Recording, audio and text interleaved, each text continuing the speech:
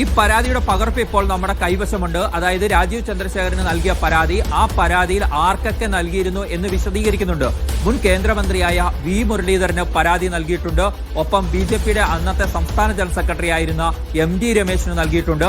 സംഘടനാ ചുമതലയുള്ള general secretary ആയിരുന്ന സുഭാഷിന് നൽകിയിട്ടുണ്ട്. ഒപ്പം RSS നേതാവായ ഗോപാലൻകുട്ടി മാസ്റ്റർക്ക് നൽകിയിട്ടുണ്ട്. ഗോപാലൻകുട്ടി മാസ്റ്റർക്ക് നൽകിയത് കൊച്ചി എളമക്കരയിലെ RSSന്റെ കേരളത്തിലെ ആസ്ഥാനത്തെത്തിയാണ് ആ പരാതി നൽകിയത് എന്നുകൂടി പറയുന്നുണ്ട്. അതിനുശേഷം അവർ പറയുന്നത് ആ പരാതിയിൽ ഒരു നടപടിയും ഉണ്ടായില്ല, പരാതി അവഗണിക്കപ്പെട്ടു തുടങ്ങിയ കാര്യങ്ങളാണ് അവർ വിശദീകരിക്കുകയും ചെയ്യുന്നത്. സ്വാഭാവികമായും ആ പരാതിയിൽ ഒരു നടപടിയും ഉണ്ടായില്ല. അതിനെ അന്ന് നമുക്കറിയാം, C കൃഷ്ണകുമാർ പാർട്ടിയിലെ പ്രബലരായ നേതാക്കൾ ഒരാളാണ്. പ്രത്യേകിച്ച് പാർട്ടിക്ക് വലിയ സ്വാധീനമുള്ള പാലക്കാട് പോലുള്ള ജില്ലയിലെ ഏറ്റവും ശക്തനായ നേതാവാണ് C കൃഷ്ണകുമാർ. അപ്പോൾ പാർട്ടി അതിലേക്ക് നടപടികളിലേക്ക് പോകാൻ അന്ന് ആഗ്രഹിച്ചിരുന്നില്ല. അല്ലെങ്കിൽ ഇപ്പോൾ പാർട്ടി നേതൃത്വം വിശദീകരിക്കുന്നത് പോലെ ഇതൊരു സ്വത്ത് തർക്കവുമായി ബന്ധപ്പെട്ട കേസാണ് എന്നും ആ സ്വത്ത് തർക്കവുമായി ബന്ധപ്പെട്ട കേസിൽ കോടതിയിൽ തിരിച്ചടി ഉണ്ടായപ്പോൾ നൽകിയ ഒരു പരാതിയാണ് ഇത് എന്ന നിലപാടിലേക്ക്, അത്തരമൊരു വിലയിരുത്തലിലേക്ക് എത്തിക്കൊണ്ട് ഈ പരാതികൾ ഈ പരാതി തള്ളിക്കളഞ്ഞിട്ടുണ്ടാവാം എന്നാണ് നമ്മൾ അനുമാനിക്കേണ്ടത്. പക്ഷേ എന്തുകൊണ്ട് അങ്ങനെ തള്ളിക്കളഞ്ഞു, അല്ലെങ്കിൽ ഈ പരാതിയിൽ കഴമ്പില്ല തുടങ്ങിയ കാര്യങ്ങൾ പാർട്ടി കണ്ടെത്തിയിട്ടുണ്ടെങ്കിൽ, BJP നേതൃത്വം കണ്ടെത്തിയിട്ടുണ്ടെങ്കിൽ അത് പരാതിക്കാരിയെ അറിയിച്ചിട്ടുണ്ടോ തുടങ്ങിയ ചോദ്യങ്ങൾ അവിടെയും ബാക്കിയായി നിൽക്കുകയാണ്. മാത്രമല്ല, അത്തരം പരാതി വന്ന ഘട്ടത്തിൽ എന്ത് നടപടിയാണ് കൃഷ്ണകുമാറിനോട് സ്വീകരിച്ചിട്ടുള്ളത്? ഇതുപോലെ അദ്ദേഹത്തെ പാർട്ടി പദവികളിൽ നിന്ന് മാറ്റി നിർത്തിയിട്ടുണ്ടോ എന്നതടക്കമുള്ള ചോദ്യങ്ങളുണ്ട്.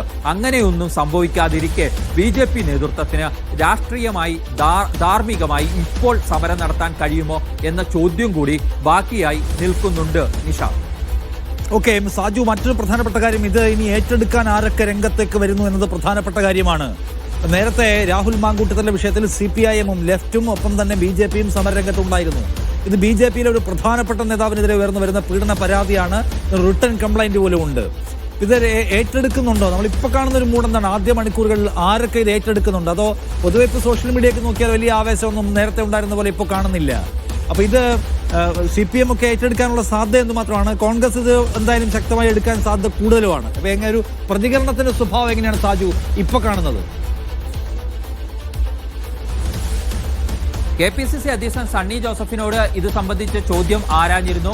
കാര്യങ്ങൾ പഠിച്ച ശേഷം പ്രതികരിക്കാം എന്ന ഒരു നിലപാടാണ്, പിന്നീട് വിശദമായി പരിശോധിക്കാം എന്ന ഒരു നിലപാടാണ് അവർ എടുത്തിരിക്കുന്നത്.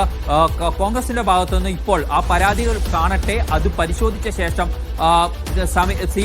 ഒരു നിലപാട് സ്വീകരിക്കാം, അതിനനുസരിച്ചുള്ള പ്രതികരണം നടത്താം എന്നാണ് KPCC അധ്യക്ഷൻ സണ്ണി ജോസഫ് സ്വീകരിച്ചിരിക്കുന്ന നിലപാട്. കോൺഗ്രസിനെ സംബന്ധിച്ചിടത്തോളം അവർ രണ്ട് നടപടികളാണ് രാഹുൽ മാങ്കൂട്ടം എന്ന MLA-ക്കെതിരെ സ്വീകരിച്ചിട്ടുള്ളത്.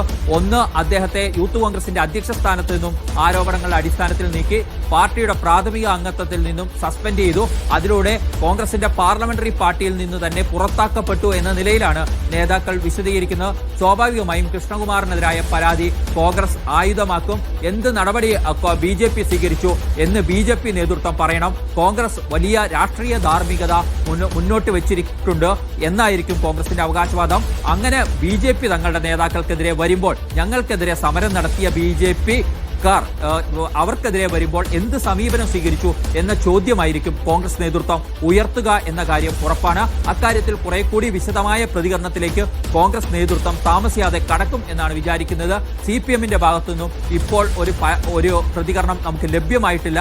സ്വാഭാവികമായും അവർ കൂടി പാലക്കാട്ടെ രാഷ്ട്രീയ സാഹചര്യങ്ങൾ പരിശോധിക്കുമ്പോൾ അവർ കൂടി ശക്തമായ പ്രതികരണങ്ങളുമായി രംഗത്തെത്താനുള്ള സാധ്യത ഈ ഘട്ടത്തിൽ തള്ളിക്കളയാനാവില്ല. കാരണം ഈ പരാതിക്ക് പഴക്കമുണ്ട്